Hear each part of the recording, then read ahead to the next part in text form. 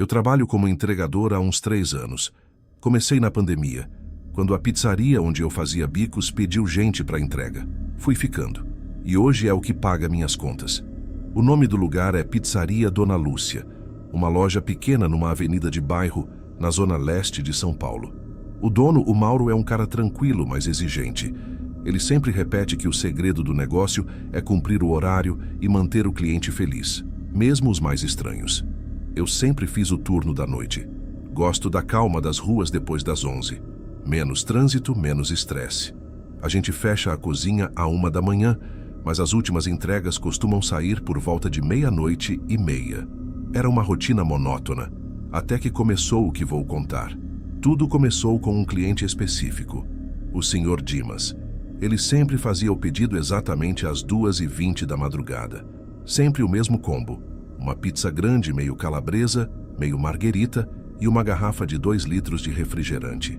E sempre deixava a mesma instrução no aplicativo: deixar nos fundos, não tocar campainha. No começo ninguém achou nada demais. Tem gente que trabalha de madrugada, dorme de dia, não quer barulho, normal. Mas o que chamava a atenção era o endereço. A casa ficava numa rua estreita, sem saída, cercada por mato e terrenos baldios. O tipo de lugar que o GPS demora para achar e o farol do motoqueiro mal ilumina. Eu mesmo nunca tinha feito essa entrega. Quem sempre pegava era o Rafa, meu amigo de trabalho. Ele era o mais experiente. Morava perto e dizia que já conhecia o caminho de olhos fechados. A gente sempre tirava sarro dele, dizendo que o tal Sr. Dimas devia ser algum velho excêntrico que não gostava de ver gente. Rafa só ria e dizia que o cara pagava bem. Sempre deixava gorjeta em dinheiro, dentro de um envelope colado na caixa da pizza. Mas as coisas começaram a ficar estranhas no início de setembro. Uma madrugada, Rafa não voltou da entrega. A gente achou que ele tinha ido direto para casa, o que às vezes acontecia quando o movimento era fraco. No dia seguinte, porém, ele não apareceu para o turno, nem respondeu mensagens. O Mauro tentou ligar, mas o celular só dava caixa postal. Passaram-se 2 dias e nada, nenhum sinal dele. A Lina, que trabalha no balcão, comentou que já tinham sumido outros entregadores na região, de outras pizzarias e aplicativos. No começo eu achei que era boato de internet, mas aí ela mostrou um post num grupo de bairro. Entregador desaparece após última entrega em rua sem saída, Vila Heder. Era a mesma área, a mesma onde morava o tal Sr. Dimas. Aquilo começou a me incomodar de um jeito estranho. O Rafa não era o tipo de sumir sem aviso. Ele morava sozinho, mas era responsável, sempre avisava quando faltava. Comecei a pensar em tudo o que ele já tinha me contado sobre aquele cliente. Que nunca via ninguém abrir o portão. Que o envelope com o dinheiro sempre estava ali no chão, mesmo em noites de chuva. Que uma vez ele jurava ter ouvido barulho de passos pesados do outro lado do muro, mas quando olhou, não viu ninguém. Uma semana depois, o aplicativo recebeu novamente um pedido do Sr. Dimas. Mesmo horário, mesmo pedido, mesmo endereço. O Mauro ficou em dúvida se devia aceitar, mas a conta do cliente era antiga, com boas avaliações, e o pagamento era sempre adiantado. No fim, ele me perguntou: Marcos, você quer fazer essa entrega? Eu hesitei, mas alguma coisa em mim dizia que eu precisava ir. Talvez fosse curiosidade, ou só a vontade de entender o que tinha acontecido com o Rafa. Eu aceitei. Era uma quinta-feira, noite fria.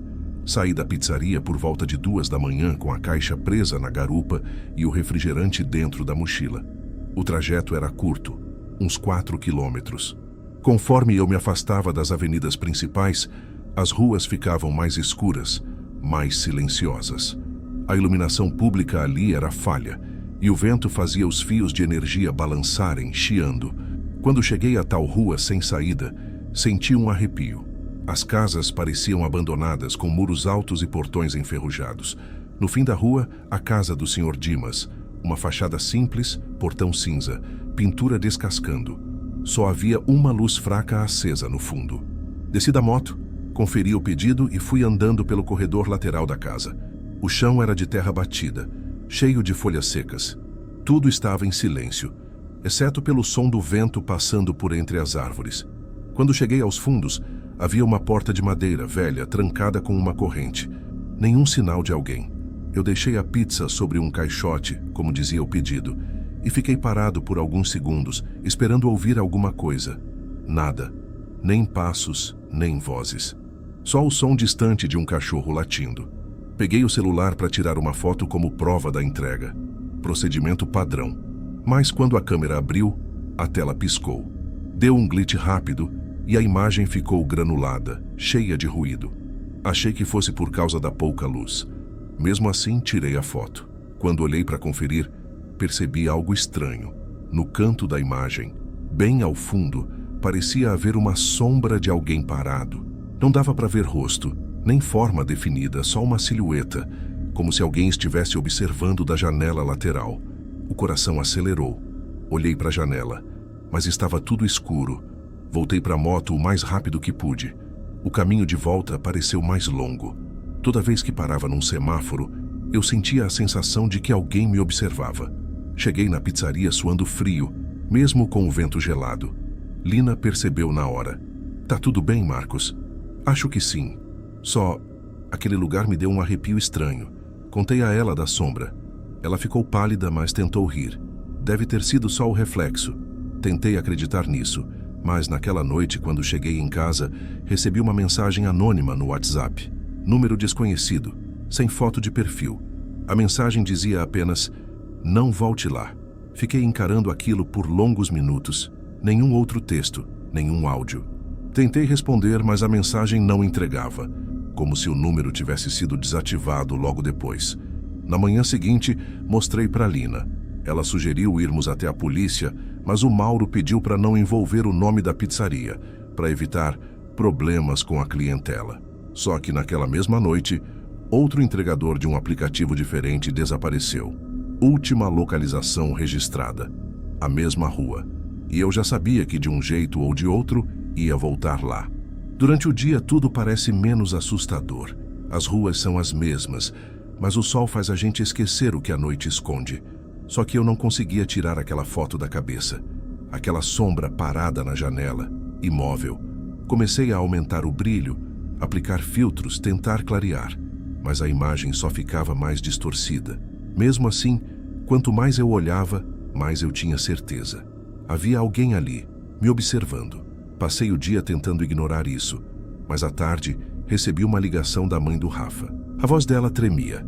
Disse que a polícia tinha ido até o endereço da última entrega registrada no aplicativo, a casa do Sr. Dimas, mas ninguém atendeu. O portão estava trancado por dentro. Segundo os vizinhos, o dono quase nunca aparecia. Um senhor de idade, diziam. Quieto, vivia sozinho, raramente saía de casa. Eu perguntei se tinham conseguido algum mandado para entrar. Ela respondeu que não. Sem provas de crime, eles não podem invadir, disse a polícia. Quando desliguei, senti um nó no estômago. À noite, cheguei mais cedo para abrir o turno na pizzaria. Lina estava no balcão, olhando para o celular. Marcos, disse ela, sem levantar a cabeça. Olha isso. Era outro post num grupo do bairro. Segundo desaparecimento de entregador na Vila Heder em menos de 2 semanas. Polícia investiga possível ligação entre os casos. Tinha até uma foto da rua, a mesma onde eu tinha ido. A legenda dizia: moradores relatam barulhos estranhos vindos do mato nos fundos da última casa da rua. Eu e Lina trocamos um olhar. Nenhum dos outros entregadores quis comentar. Parecia que todo mundo já tinha ouvido as histórias, mas preferia fingir que não. Por volta das 2 da manhã, o aplicativo apitou. Eu já sabia o que era antes mesmo de olhar. Sr. Dimas. Mesmo pedido. Mesma mensagem. Deixar nos fundos. Não tocar campainha. O Mauro olhou para mim. Se quiser, eu mando outro no seu lugar. Não, eu vou. Ele pareceu desconfortável, mas não insistiu. Saí de novo, dessa vez com a cabeça fervendo. Peguei uma lanterna, um canivete pequeno e deixei o celular gravando áudio no bolso. Eu não sabia o que ia encontrar, mas queria registrar tudo. Cheguei lá às 2h27. O mesmo silêncio, o mesmo portão. Só que agora reparei em algo diferente. Havia marcas de pneu frescas na terra, bem na frente da casa, como se outro veículo tivesse parado ali recentemente. Desci da moto e fui andando devagar. O vento fazia um som baixo, arrastando as folhas pelo chão. Fui até o corredor lateral, iluminando com a lanterna. Vi de novo a porta dos fundos, trancada com corrente. A pizza anterior ainda estava lá, totalmente fria, a caixa inchada pela umidade, o refrigerante intocado. Aquilo me deu um arrepio. Peguei o celular e comecei a gravar vídeo. São 2:30 da manhã. Falei em voz baixa. Essa é a casa do Sr. Dimas. A pizza da semana passada ainda está aqui. De repente ouvi um estalo metálico vindo da lateral do terreno, como se uma tampa de ferro tivesse batido contra o chão. A luz da lanterna tremia na minha mão. Olhei para trás. Nada. Mas então algo brilhou atrás de um amontoado de entulho, perto da cerca dos fundos.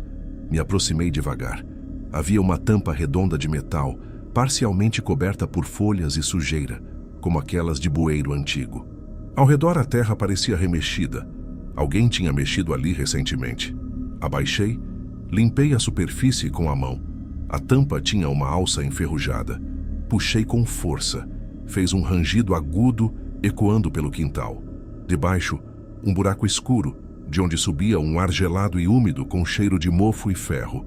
A lanterna revelou degraus de concreto descendo para baixo da terra.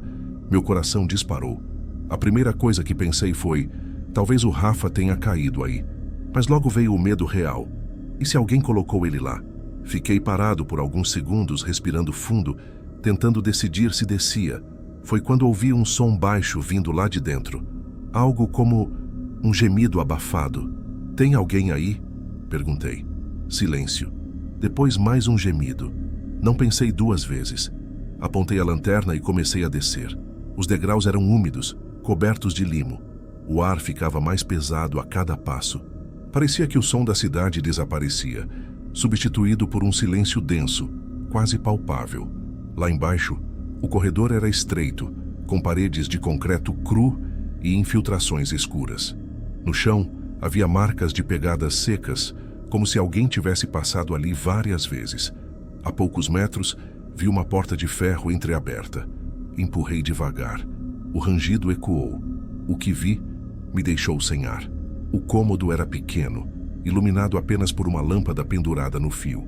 No canto, gaiolas de ferro e correntes presas à parede. Sobre uma mesa velha, instrumentos que pareciam de cirurgia, enferrujados e sujos. E, espalhados pelo chão, pedaços de pano manchados de algo escuro. Eu estava tremendo. Tirei o celular do bolso e tentei gravar, mas a tela travou. Nenhum botão respondia. Senti um arrepio percorrer o corpo inteiro. E então, ouvi de novo. O gemido. Mais alto agora. Vinha de um corredor à direita. Corri naquela direção, pisando em poças rasas que pareciam água misturada com ferrugem. No final do corredor, havia uma porta de grade, como de cela. Apontei a lanterna e meu coração quase parou. Rafa! Ele estava ali, pálido, magro, com o rosto sujo e os olhos fundos. Quando a luz bateu nele, levantou a cabeça devagar. Marcos! A voz dele era fraca, rouca. É você mesmo? Corri até a grade tentando abrir, mas o cadeado era grande, enferrujado. Meu Deus, o que aconteceu com você? Eles me pegaram... Ele respirava com dificuldade. São pessoas? Tem mais gente aqui? Quem são eles? Eu não sei. Eu só lembro de alguém me acertando por trás. Depois acordei aqui. Eles falam de um ritual, algo sobre a lua cheia. Olhei em volta apavorado. Quantos dias você está aqui? Acho que uns 10. Eu perdi a noção. A voz dele falhava. Tentei forçar o cadeado, mas não conseguia. Voltei até a mesa do outro cômodo, peguei uma barra de ferro e arrebentei a trava com 2 golpes.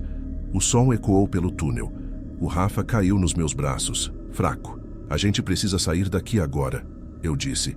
Ele assentiu, tentando se equilibrar. Mas quando voltamos para o início do túnel, percebi algo que me fez gelar. A tampa de metal estava fechada.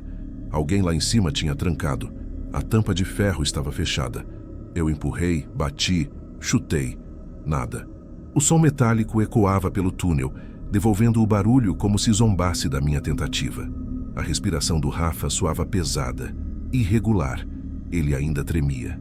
Eles sabem que você entrou, sussurrou. A gente precisa achar outra saída.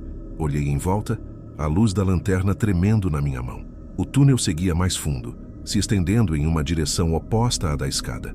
Havia uma corrente de ar fria vindo dali. o que significava que talvez existisse outra abertura. Vamos por aqui, falei. Andávamos devagar, com o som das botas batendo no chão úmido. A cada passo, o cheiro de ferrugem e mofo ficava mais forte. As paredes eram de concreto bruto, com símbolos riscados, como desenhos feitos com carvão. Um deles chamava a atenção, uma espécie de círculo cortado por linhas, com algo que lembrava uma figura humana no centro. O Rafa parou e tocou o símbolo com os dedos trêmulos. Eles ficam repetindo isso, murmurou. Dizem que representa o renascimento da carne. Senti um arrepio percorrer o corpo. Rafa, quem eles? Quantas pessoas estão aqui? Ele hesitou. Eu ouvi vozes. Pelo menos umas 5 ou 6. Às vezes vêm de noite. Falam baixo, rezam e gritam. Sempre que a luz da lua entra por aquela abertura lá de cima, eles fazem alguma coisa. Continuei andando, tentando focar no caminho. Passamos por uma curva e chegamos a uma sala maior, iluminada por lâmpadas presas a fios improvisados. Um gerador pequeno vibrava num canto, emitindo um zumbido constante. O chão estava coberto por manchas escuras, algumas ainda úmidas. No centro, uma mesa de pedra com correntes nas extremidades. Sobre ela, velas apagadas e um livro grosso, aberto no meio. Meu Deus, sussurrei. Rafa desviou o olhar. Eu já vi eles aqui, disse, quase chorando. Me trouxeram uma noite. Me deixaram amarrado naquela mesa.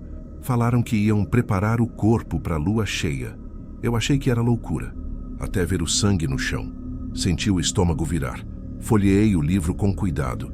As páginas estavam cobertas de anotações em tinta escura, nomes, datas, horários. Alguns nomes riscados, outros com anotações ao lado. Entregador, motorista, peregrino. Entre os últimos registros, reconheci a data do desaparecimento do Rafa. E logo abaixo, a do próximo ritual. Dia 13, lua cheia. Hoje era dia 12. Eles vão voltar amanhã, falei. A gente precisa sair antes. O Rafa apontou para uma passagem estreita, meio escondida atrás de uma cortina de tecido preto. Eu ouvi passos vindo dali, talvez leve para fora. Entramos. O corredor era mais baixo e o teto, sustentado por vigas de madeira podres. O som de água escorrendo vinha de algum ponto distante. Conforme avançávamos, percebi algo estranho nas paredes. Ganchos, correntes penduradas e, em alguns pontos, pequenas aberturas de onde saía luz fraca. Olhei por uma delas. Era como uma janela minúscula que dava para outro cômodo subterrâneo. Do outro lado, vi máscaras penduradas na parede, todas feitas de algum material que parecia couro humano, costurado. A cada passo, o ar ficava mais pesado, mais denso. O Rafa parou de repente. Ouviu isso? Eu parei também. Silêncio total. E então, passos. Lentos, arrastados, vindo de algum lugar atrás de nós. Apaguei a lanterna segurando o braço dele. Ficamos imóveis. Os passos pararam também. Por um segundo achei que fosse só minha mente pregando peça, mas de repente, um barulho metálico, o som de algo sendo arrastado. Depois, uma voz grave, distante. Eu disse para deixar o túnel fechado. O Rafa me olhou, apavorado. Eles estão aqui. O coração batia no pescoço. Avançamos o mais rápido que conseguimos, sem correr para não fazer barulho. A passagem terminava numa escada de madeira que subia. Lá em cima, uma portinhola. Luz fraca passava pelas frestas. Subi primeiro e forcei a tampa. Estava presa por uma tranca de ferro. Empurrei com o ombro até ouvir o estalo seco. Abriu. Saímos num cômodo pequeno, como um porão de casa antiga. Havia prateleiras cheias de garrafas, caixas velhas e poeira. No canto, uma escada de concreto subia até uma porta. A claridade vinha de uma janela alta, indicando que já estava quase amanhecendo. Acho que dá para sair, falei. Mas antes de subir, reparei em algo na parede. Várias fotos presas com pregos. Eram de pessoas diferentes, jovens, adultos, idosos, todos com roupas de entregadores, uniformes de aplicativo, jaquetas de motoboy. E no centro, uma foto recente. Era minha, tirada de costas na frente da pizzaria. Senti um gelo na espinha. O Rafa olhou e levou a mão à boca. Eles te viram chegando aqui. A porta lá de cima se abriu de repente. Luzes de lanterna invadiram o porão. Procurem aí embaixo, uma voz masculina gritou. Apagamos a lanterna e nos escondemos atrás das prateleiras. O som de passos descendo ecoava pela escada. Eu contei mentalmente pelo menos 3 pessoas.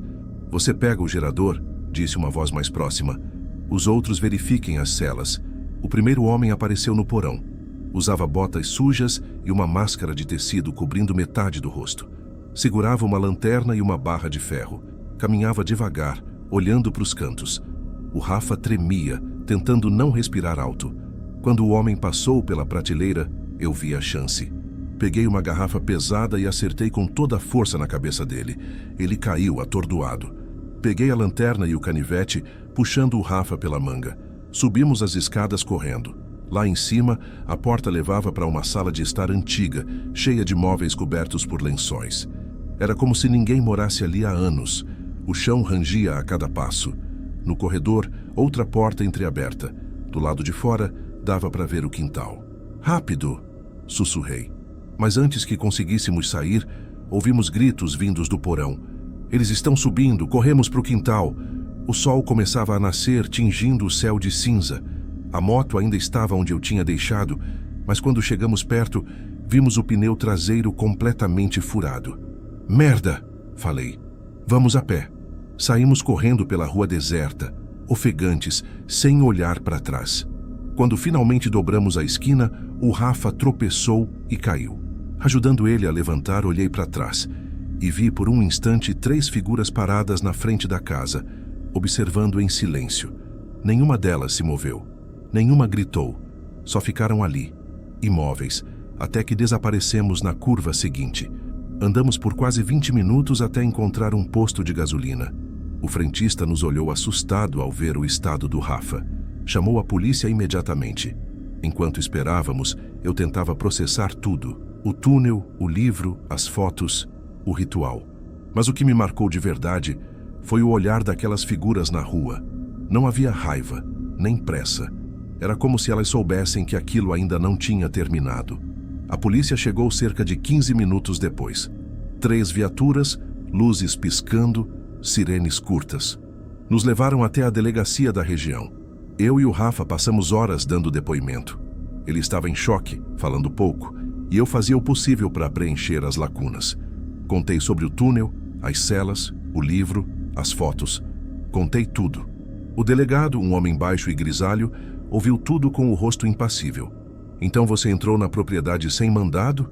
Achou um buraco no quintal e encontrou o rapaz preso lá embaixo? Perguntou, como quem já duvida da história. Não foi achar um buraco. Tinha uma tampa de ferro, correntes, tudo escondido. E o Rafa estava lá. Ele respirou fundo, olhou para os agentes. Vamos mandar uma equipe averiguar. A frase soou como um alívio na hora, mas depois percebi que era só protocolo. Eles nos deixaram descansar em uma sala pequena. Quando voltaram 2 horas depois, o delegado estava sério. Fomos até o endereço. Não havia túnel algum, disse. Só uma casa abandonada, sem sinais de ocupação recente.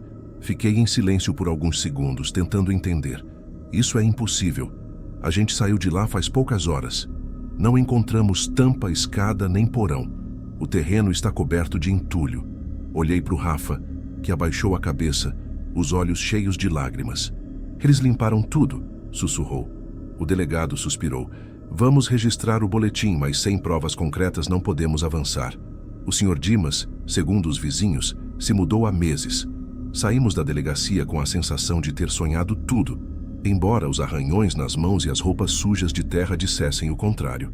O Rafa foi levado para o hospital e eu voltei para casa sozinho, com o barulho da cidade despertando lá fora. Por 2 dias, não consegui dormir. Cada vez que fechava os olhos, via o túnel, as máscaras, a mesa de pedra. Eu sabia o que tinha visto e sabia que aquela gente não tinha sumido, só tinha se escondido melhor. No 3º dia, voltei à pizzaria. Lina me abraçou quando me viu. Eu vi tudo no jornal, disse ela.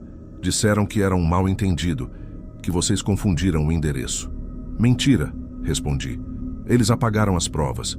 O Mauro estava nervoso, falando ao telefone. Quando desligou, me olhou com uma expressão tensa. Marcos, eu acho melhor você se afastar por um tempo. Tá todo mundo comentando. Dizem que você inventou coisa. Eu inventei? O Rafa estava preso lá embaixo. Eu acredito em você, disse Lina. Mas eles têm gente por trás. Gente importante. Essa frase ficou martelando na minha cabeça. Gente importante. Naquela noite, fui até o hospital visitar o Rafa. Ele estava melhor fisicamente, mas o olhar vazio. A polícia não vai fazer nada, né? Perguntei. Ele balançou a cabeça. Não, eles estão com medo, ou são parte disso. Saí de lá decidido. Peguei o celular, entrei nos grupos de entregadores da região e comecei a mandar mensagens. Contei o que aconteceu, sem enfeitar nada. O cliente que sempre pedia de madrugada, os desaparecimentos, o túnel, o ritual. Alguns riram, outros ficaram em silêncio, mas muitos responderam dizendo que já tinham ouvido histórias parecidas. Um deles escreveu: eu já levei pedido nesse endereço, também me mandaram deixar nos fundos. Ninguém nunca aparece. Aquela mensagem acendeu algo em mim. Comecei a juntar provas, prints dos pedidos, fotos da rua, a imagem da sombra que aparecia na janela.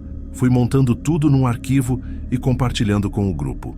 Em poucas horas, mais de 50 entregadores estavam comentando. A revolta crescia. Todos conheciam alguém que tinha sumido.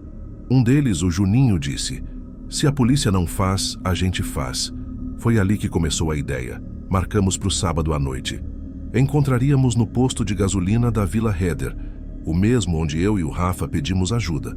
O plano era simples: ir até a casa e expor tudo, gravar, mostrar para o bairro inteiro o que estava escondido ali.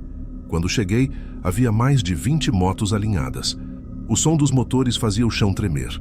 Todos com jaquetas, capacetes e celulares prontos para filmar.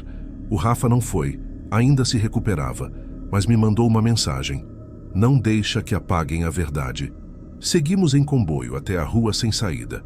O relógio marcava 11h40 da noite. As janelas das casas estavam fechadas, cortinas cerradas.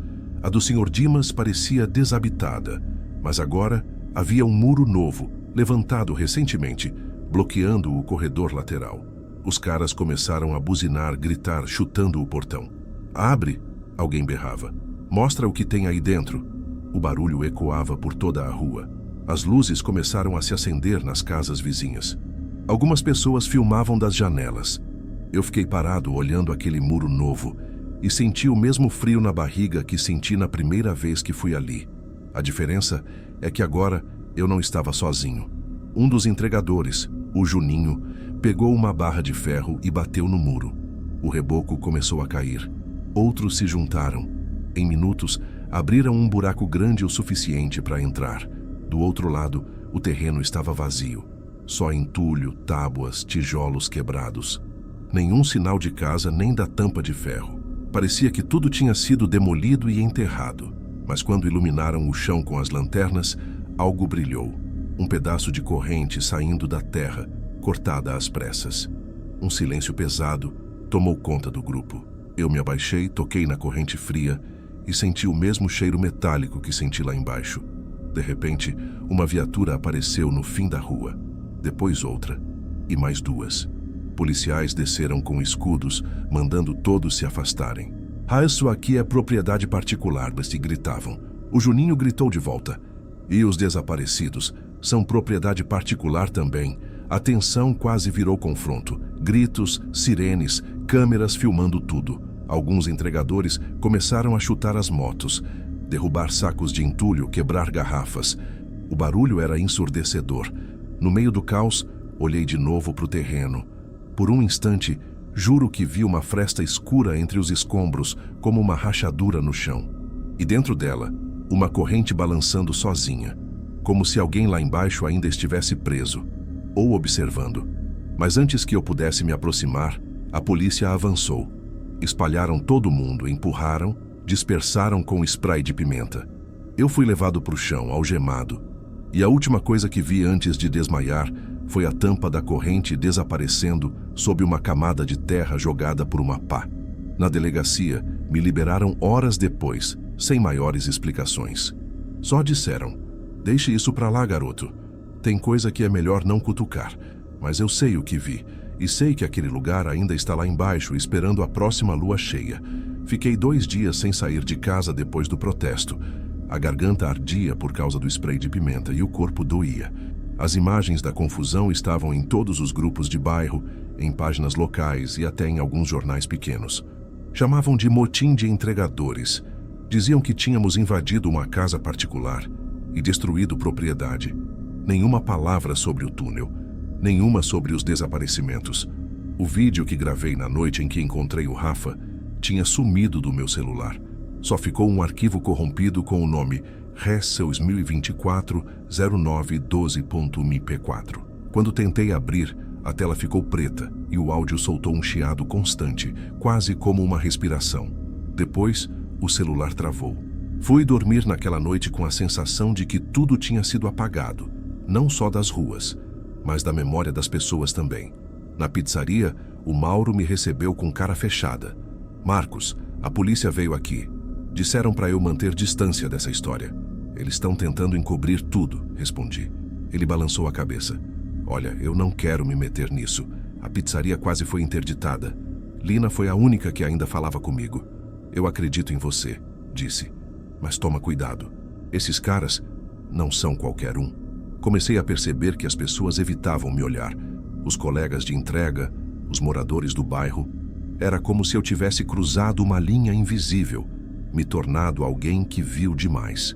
O Rafa tinha ido morar com a tia em outro estado. Mandava mensagens curtas de vez em quando. Ainda tenho pesadelos. Acho que vejo eles nas ruas. Depois de um tempo, parou de responder. Tentei esquecer. Voltei a fazer entregas em outras regiões. Mas a rotina já não era a mesma. Cada campainha que eu tocava, cada portão que se abria devagar, me deixava em alerta. Um sábado à noite, recebi uma nova corrida. Endereço familiar. Vila Heder. Por reflexo, aceitei. Só quando o GPS mostrou o destino final é que o sangue gelou. Rua sem saída. Mesmo trajeto. Por alguns segundos pensei em cancelar, mas a curiosidade venceu. Quando cheguei lá, o terreno da antiga casa do Sr. Dimas estava diferente. Um muro mais alto, portão novo, pintura recente. No aplicativo, o nome do cliente era outro. Sr. Henrique, mesmo pedido, mesma instrução. Deixar nos fundos, não tocar campainha. O ar parecia mais pesado. Desci da moto devagar, olhei para o chão. Ainda havia marcas de pneus recentes. Fui até o corredor lateral, agora coberto por cimento novo, mas no fim a mesma porta de madeira. Deixei a pizza, tirei a foto e dei meia volta. Antes de subir na moto, o celular vibrou. Mensagem de número desconhecido. Você voltou. Olhei em volta, mas a rua estava deserta. O vento soprava entre as árvores, fazendo o mesmo som arrastado de antes. Entrei na moto e saí o mais rápido que pude. Naquela noite, não consegui dormir. Cada ruído da rua parecia um passo se aproximando. Comecei a perceber pequenas coisas estranhas. A campainha tocando e ninguém do outro lado. A sensação de ser seguido por um carro prata nas entregas. Perfis anônimos me mandando mensagens com fotos minhas. Sempre de longe, sempre de costas. Fui até a delegacia tentar mostrar os prints, mas o mesmo delegado me atendeu. Marcos, a gente já falou sobre isso. Não tem o que fazer. Eles estão me vigiando. Você precisa descansar, rapaz. Isso já está te afetando demais. Saí de lá com raiva e medo. Não sabia mais em quem confiar. Dias depois, Lina me mandou um áudio, a voz trêmula. Marcos, lembra daquele protesto? 2 entregadores sumiram depois. O Juninho e o Mário. A polícia disse que não sabe de nada. Mas o carro do Juninho foi achado na beira da represa, sem as placas. Fiquei em silêncio. Era como se o ciclo tivesse recomeçado. Nessa noite, sonhei com o túnel. No sonho, eu descia as escadas, mas em vez de escuridão, havia dezenas de velas acesas, e ao fundo uma figura com máscara parada ao lado da mesa de pedra. Quando a luz tremia, percebi que a máscara tinha o meu rosto.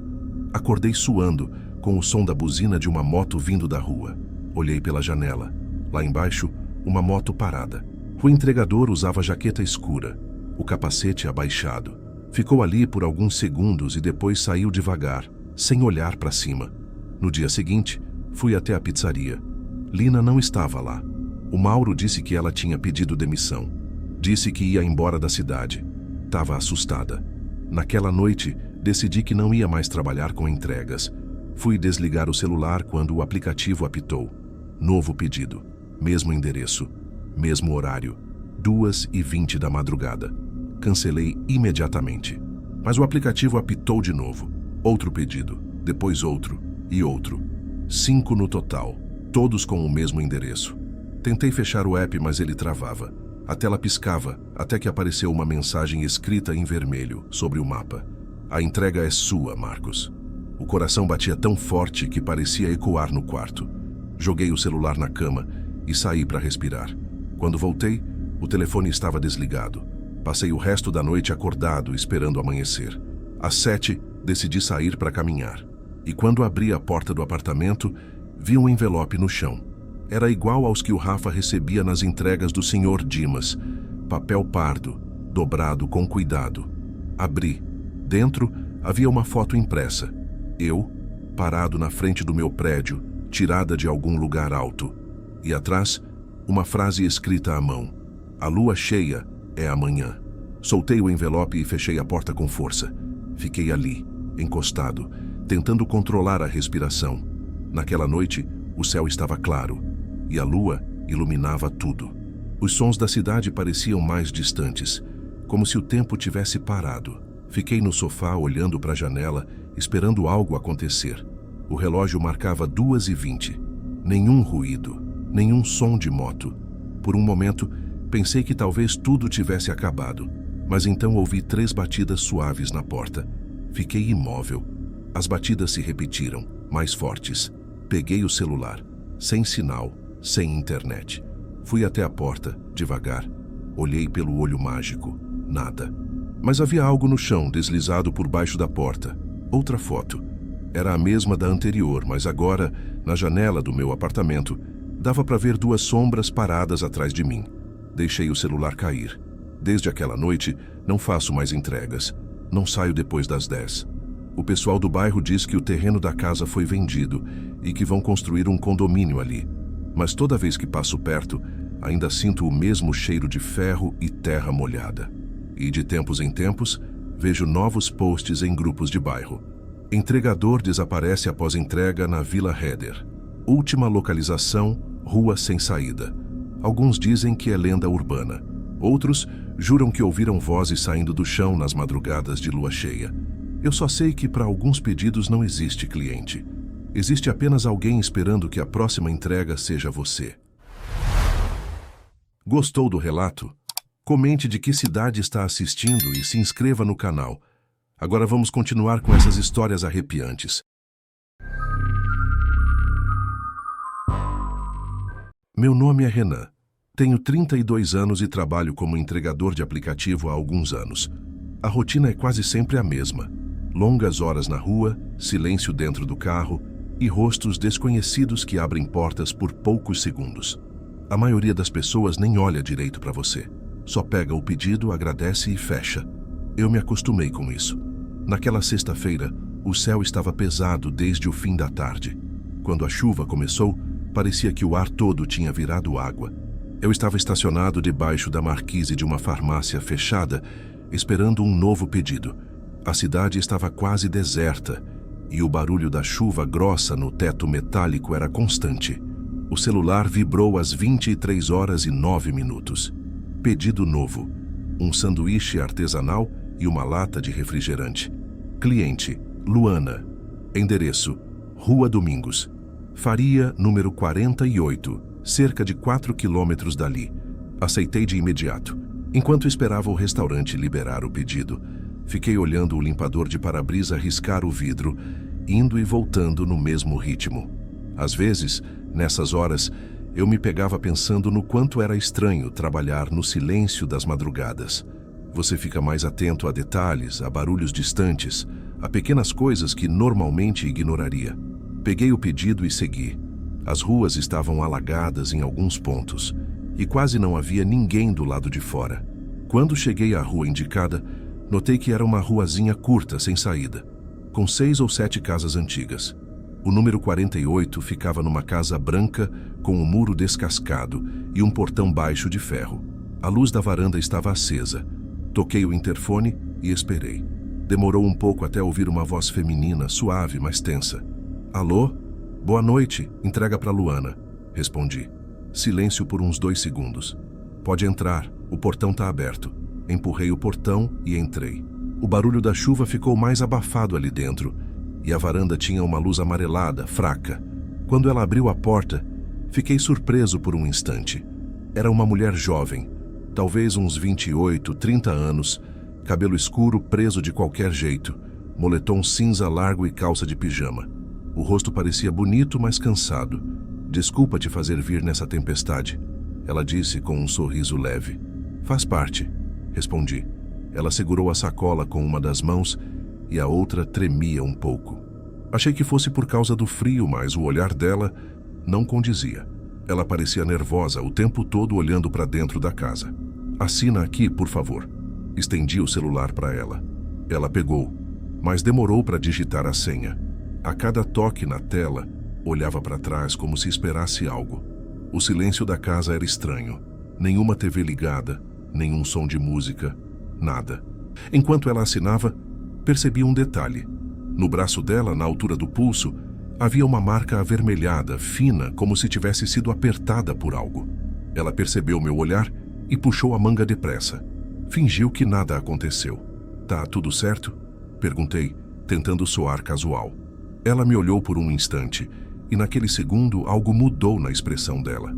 Tá sim, tudo bem. A voz soou mecânica, quase ensaiada. Ela me devolveu o celular e com a outra mão pegou o refrigerante. Só que não o colocou sobre a mesa ou o balcão. Ela o segurou contra o corpo, como se fosse uma desculpa para manter as mãos ocupadas. Obrigada, viu? Disse ela, mas o olhar parecia pedir outra coisa. De nada. Boa noite. Antes de virar para sair, ela deu um passo à frente e perguntou: Você trabalha sempre por aqui? Às vezes. Depende da demanda. Ah, ela disse, e pareceu querer continuar, mas parou. Engoliu seco, desviou o olhar. Quer troco? Perguntei, tentando quebrar o clima. Não, tá tudo certo. Por um momento pensei que ela ia dizer algo mais, mas ela só ficou ali parada, olhando para mim de um jeito difícil de explicar. Não era só nervosismo, era expectativa, como se quisesse que eu percebesse algo.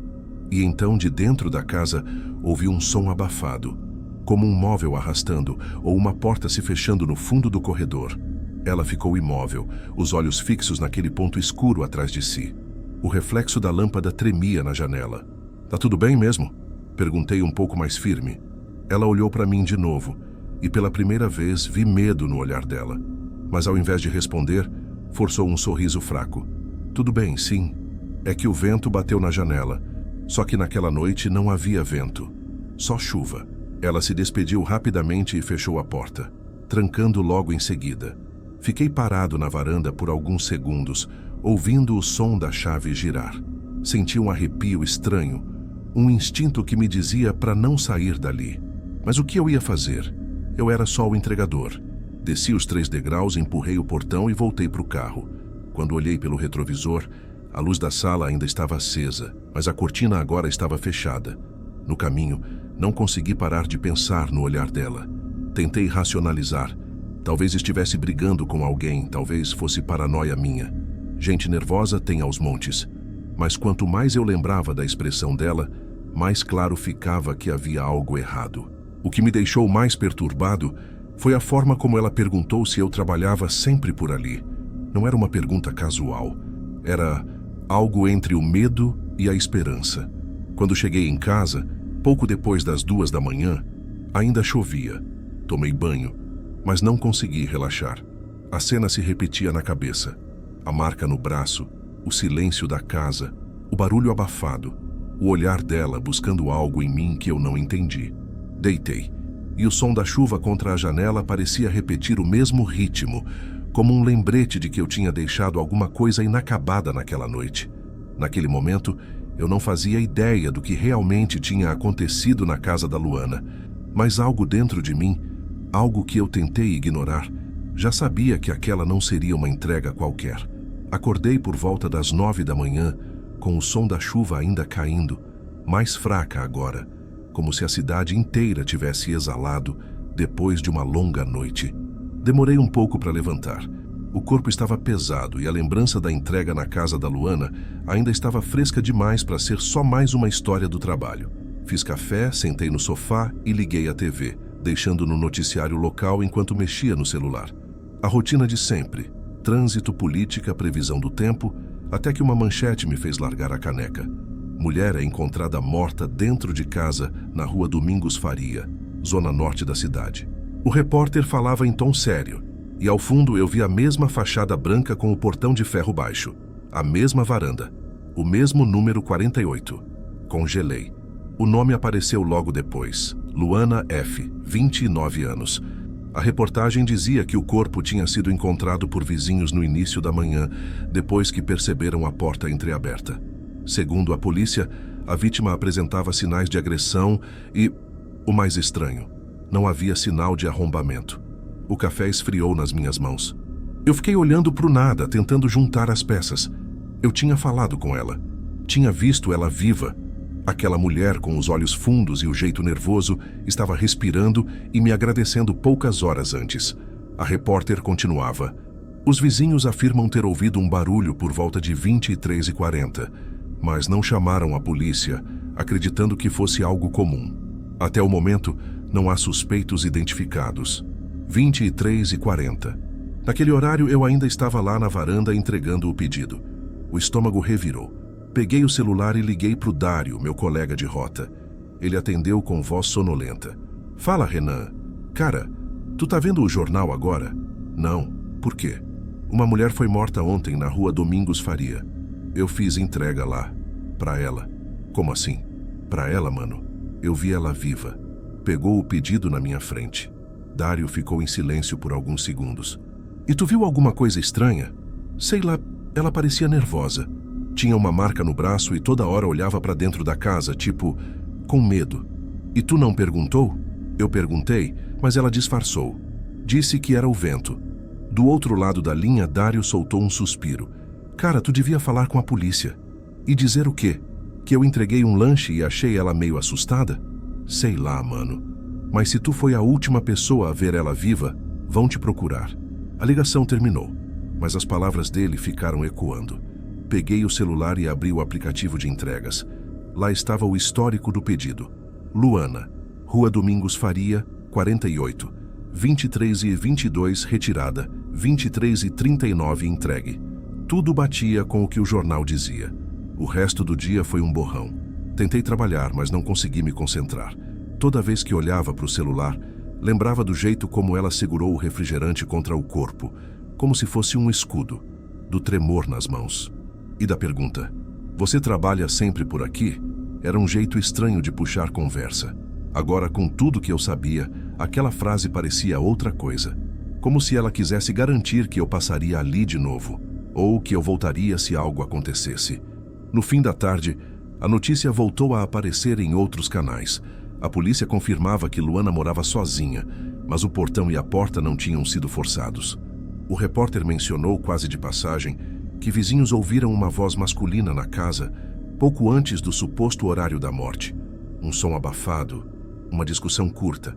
Foi então que algo me atingiu em cheio.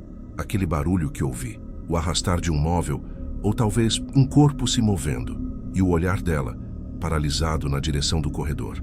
Meu coração começou a bater rápido. Eu me levantei, andei de um lado para o outro da sala. Na hora, eu podia ter feito alguma coisa. Podia ter insistido, perguntado mais, podia ter chamado ajuda. Mas eu só entreguei o lanche e fui embora. À noite, o Dário me mandou mensagem.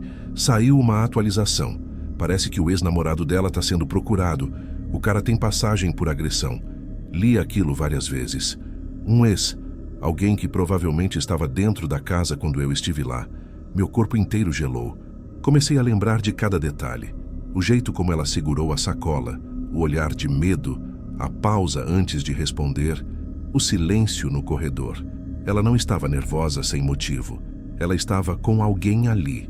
E de algum jeito tentou me avisar. Fui tomado por uma mistura de raiva e culpa. Quis convencer a mim mesmo de que não havia nada que eu pudesse ter feito, que eu não tinha como saber. Mas cada lembrança contradizia isso. O olhar dela pedia ajuda. E eu ignorei. Passei a noite em claro. A chuva tinha parado, mas o som dos pingos escorrendo pelas calhas ainda marcava o ritmo dos meus pensamentos. Às vezes eu fechava os olhos e revia a cena. A mão dela tremendo, a respiração curta, o silêncio atrás da porta. Na manhã seguinte fui até o local. Não sei bem porquê.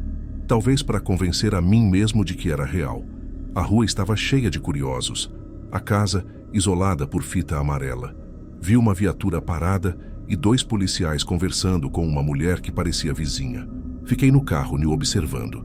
O portão branco estava trancado e a varanda vazia. A luz amarelada da noite anterior agora parecia morta.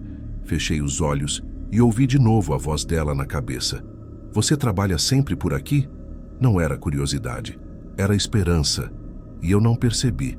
Quando voltei para casa me senti doente.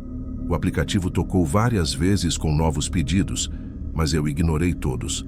A tela piscava, insistente, e eu só conseguia pensar no que deixei de fazer. O noticiário daquela noite disse que o suspeito havia fugido antes da chegada da polícia. A principal linha de investigação apontava para o ex-companheiro com histórico de violência doméstica.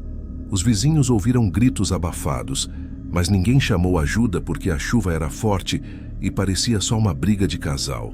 Por um instante, pensei em contar tudo, que eu tinha estado lá, que vi o medo nos olhos dela. Mas quanto mais eu imaginava a cena, mais eu me sentia covarde.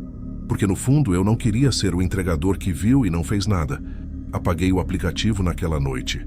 Mas as notificações, mesmo sem som, continuavam aparecendo na minha cabeça, como se a cidade inteira me cobrasse por uma entrega que eu não soube entender. Passaram-se 3 dias desde a notícia. Naquela tarde sentei no banco do carro estacionado em frente a um restaurante, sem abrir o aplicativo. Só fiquei olhando o movimento das pessoas entrando e saindo, cada uma com suas pressas, suas pequenas urgências. E pensei em quantas vezes alguém pode estar pedindo ajuda sem dizer uma palavra. Liguei a TV do celular e procurei notícias sobre o caso. A polícia tinha encontrado o ex-namorado dela. Estava escondido numa pensão a poucos quilômetros dali. Confessou o crime.